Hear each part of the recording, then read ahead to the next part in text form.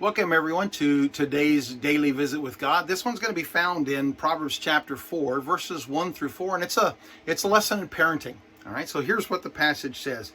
Hear ye, children, the instruction of a father, and attend to no understanding. For I give you good doctrine, forsake ye not my law. For I was my father's son, tender and only beloved in the sight of my mother. He taught me also, and said unto me, Let thine heart retain my words, keep my commandments, and live. So here's what's going on. Solomon is passing down, if you would, we could say, he's passing down to his children what his father David had taught him.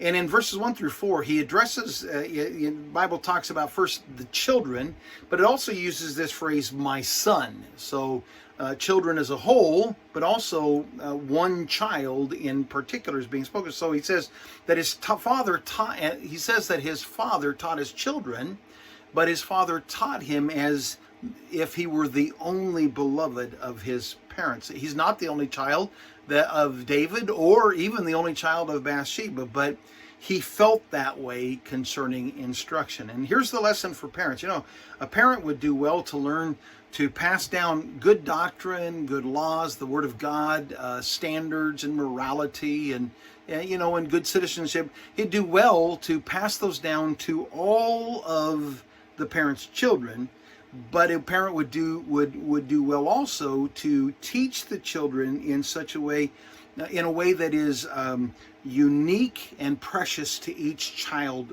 personally. Every child we have has his or her own personality. They have unique strengths and weaknesses. They learn differently. Every child learns differently from another one, and parents ought to learn what those unique traits and personalities and weaknesses and strengths are, and train each child with those things in mind. And that's the way a child will grow up to be able to say, I was tender and only beloved, both in the sight of my father and my mother.